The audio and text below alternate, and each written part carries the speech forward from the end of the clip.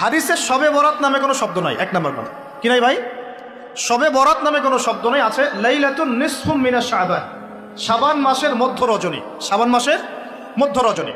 শাবান মাস কি? উত্তর, নবী সাল্লাল্লাহু আলাইহি ওয়াসাল্লাম রমজান মাসের পর যে মাসে রোজা রাখতে বেশি গুরুত্ব দিয়েছেন তার নাম শাবান। আমার সাথে বলেন, শাবান মাস কি? নবী সাল্লাল্লাহু আলাইহি ওয়াসাল্লাম রমজানের পরে যে মাসে রোজা রাখতে খুব বেশি গুরুত্ব দিয়েছেন তার নাম শাবান।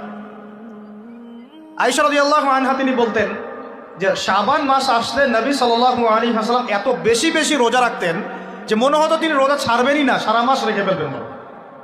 বেশি থেকে বেশি রোজা রাখতেন শাবান মাসে। প্রশ্ন হচ্ছে কেন? উত্তর, এমনিতে এই মাসটা বরকতময় এবং এই মাসে আল্লাহ পাক তার রহমতে বিপুল সংখ্যক মানুষকে জাহান্নাম থেকে মুক্তি দান করেন। সুবহানাল্লাহ।